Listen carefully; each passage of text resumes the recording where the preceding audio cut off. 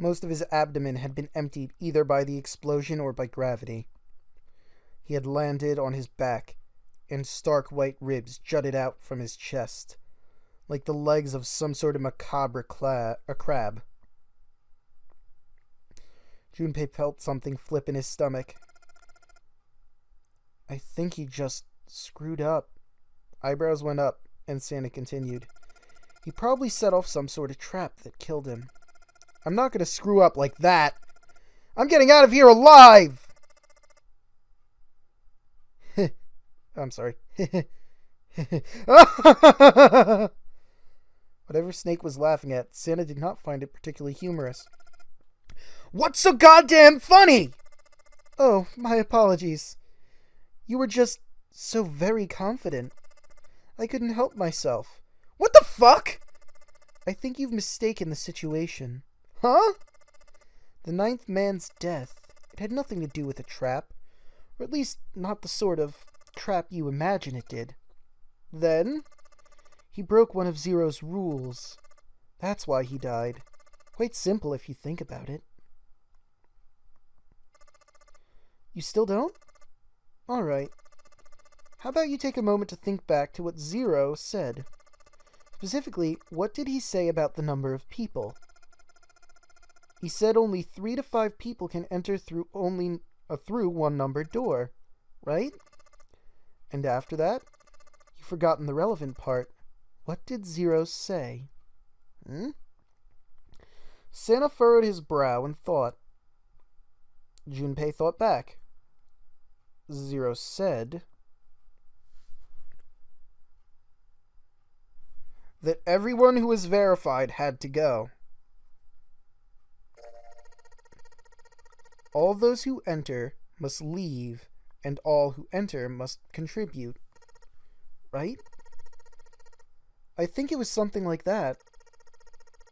Whatever it was, that means that groups of less than 3 or more than 5 can't go through.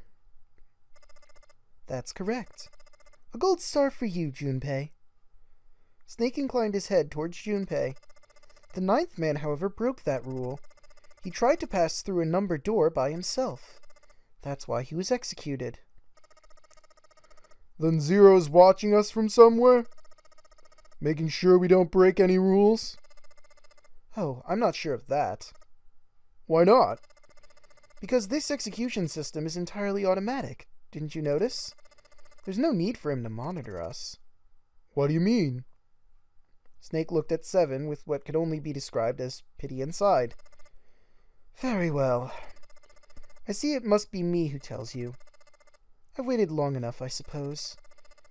I had hoped Zero might spare me the trouble, but that seems increasingly unlikely. He couldn't see them, of course, but perhaps Snake sensed the confused eyes upon him.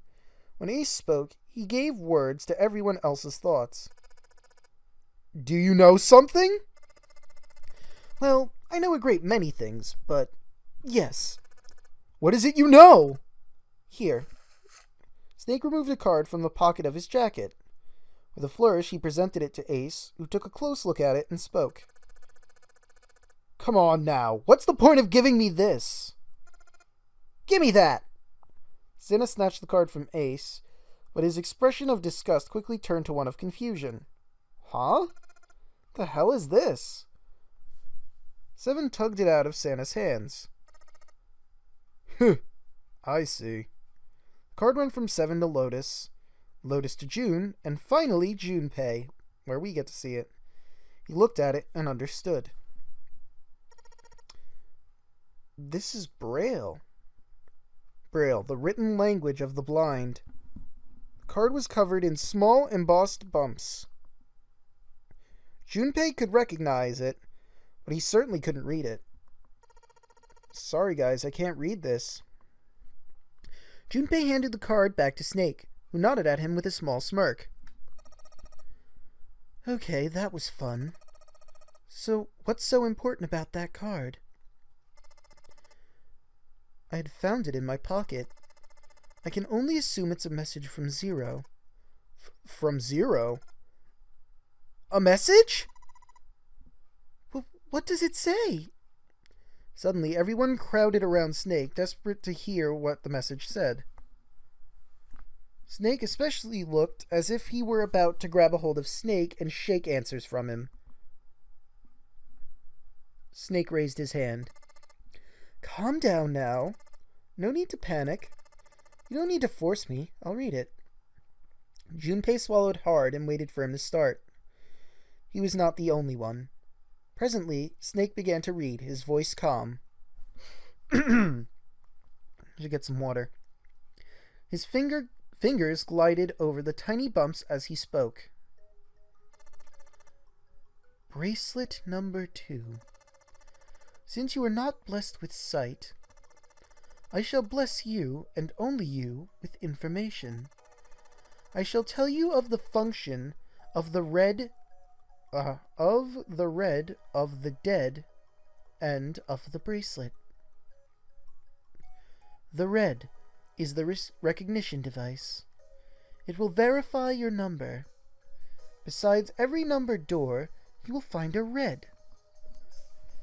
The dead is the deactivated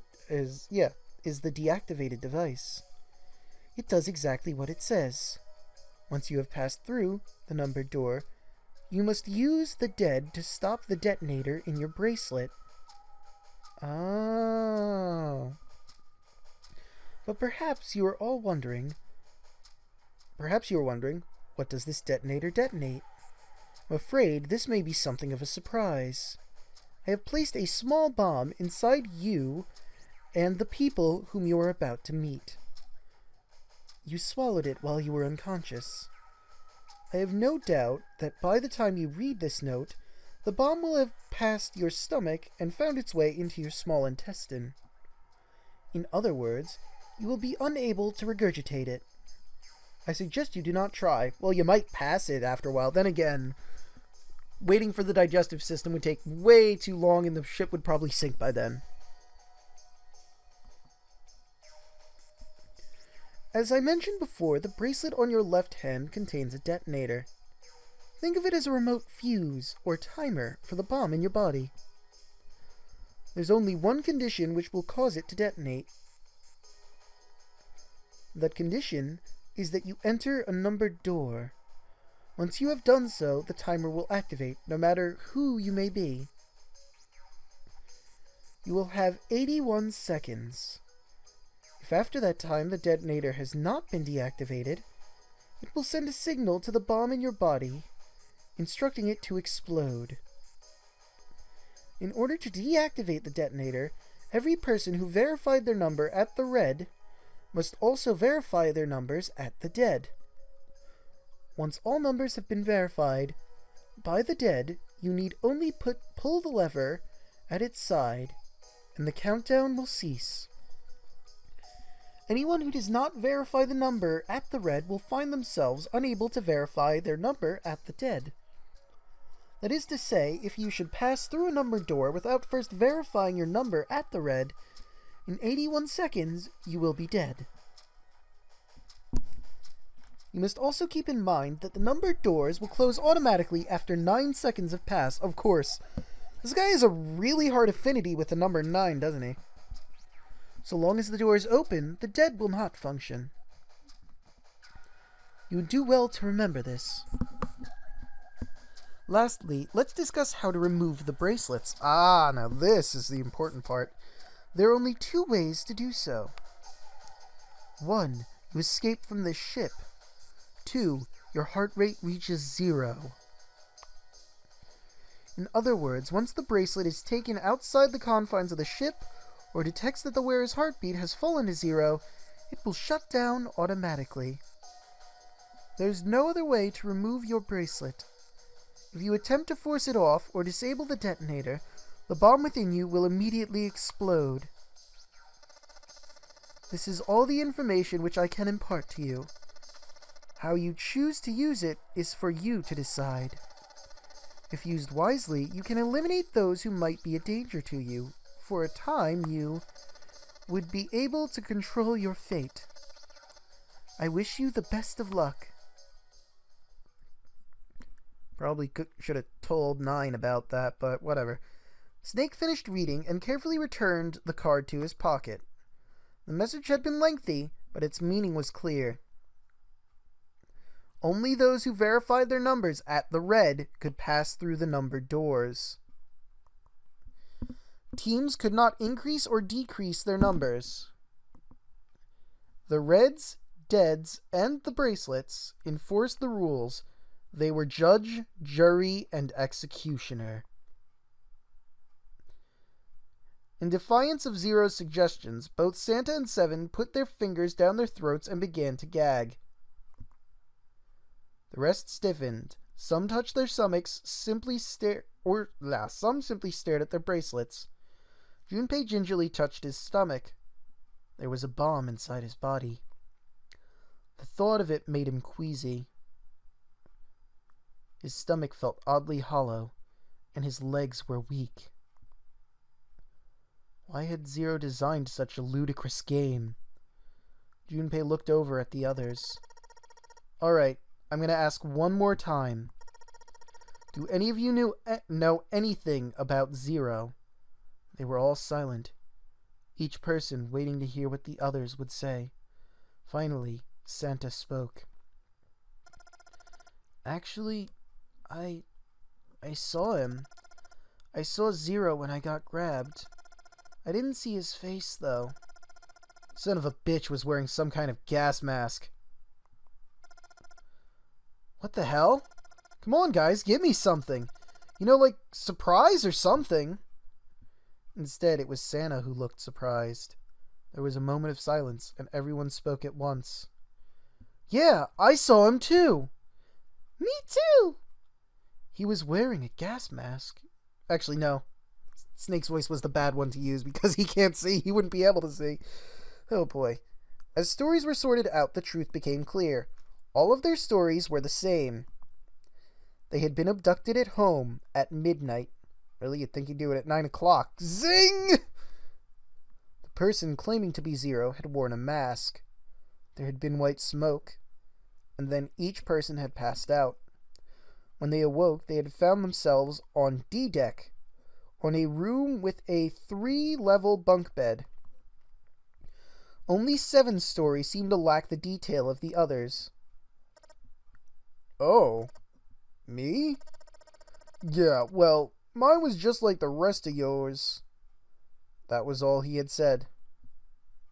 It occurred to Junpei at some time that it sounded somewhat strange, but he didn't press the issue. He hadn't done so because there was something that struck him as even stranger. That was the mystery of the relationship between Snake and Clover. For some reason, they had been abducted from the same room and woke up in the same room. Junpei looked at them thoughtfully. So what's the deal with the two of you anyway? It was Clover that answered. Clearly she felt she had nothing to hide. We're siblings! Oh. I was gonna say one was an older brother anyway. Snake seemed like the older brother type. Siblings? Yes? Snake's my older brother, obviously. That means I'm his little sister. That really so hard to understand? Junpei was taken aback. The others seemed just as surprised. Really? That doesn't seem that strange, but whatever. She is correct, of course. He laid his hand on Clover's shoulder. Are you surprised? Well, yeah, but... Why? There are other people here with connections to one another. Those two, for instance. Snake pointed to Junpei and June. Oh, you mean between Jumpy and me? Yes. You did say you were childhood friends, didn't you? You went to school together? Yeah. June glanced at Junpei uncomfortable with the sudden attention. Junpei felt somewhat nervous as well, and tried to scratch his head as casually as possible. Hey, you think maybe we could figure out who Zero is this way? Yeah, you're right. You connect the dots between victims, and that leads you to the perp. Textbook. Stuff. Junpei, June. Does any of this ring a bell? Ring a bell? Ring a bell? They looked at one another. And like it was staged, they both tilted their neck at the same time. Well, perhaps you went to school with the son of a multi-millionaire? A millionaire? Son? Well, someone bought this boat and set up all of this. Whoever Zero is, they must be incredibly rich. Well, we can't be sure of that. To me, it seems as though it's the work of an organization, not an individual. Zero is most likely simply the representative of a larger group. What sort of organization? It could be a number of things. An army, perhaps, or a research group. Or just a sick, twisted group of criminals who really get their kicks out of this. Perhaps this is some sort of psychological experiment. If it is, then it's a pretty fucked up experiment. That's nothing. There was an experiment. I forget where it was exactly, but I remember hearing of an experiment where people were criminals, obviously staged, they weren't actually criminals, and other people were guards, and the people who conducted the experiment had told the guards to be as horrible as they could to the prisoners, and there would be no ramifications if they were too hard or did something too out of line. And they did. Actually, no, this is probably equal with that. I wouldn't say the other one is, like, better or worse, rather, than this one is. I mean, come on! A guy's dead! Yeah. They really like showing this picture of blood everywhere. The word dead hung in the air, heavy and ominous. The room went quiet again.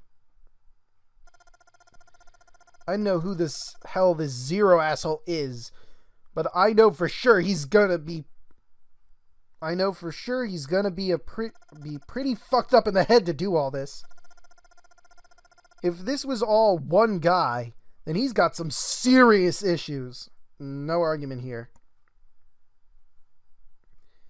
Even with the specter of death hanging over them, their discussion continued for some time. In the end, however, they learned nothing. And more time is passing. By the time they finished, 1.5 of their 9 hours were gone. All they had to show for it was impatience. Man, look, we only have 7.5 hours left, okay? You really sure you want to just sit around? No one was willing to argue this time. Very well, then. There's only one way for us to proceed. Finally, some sense.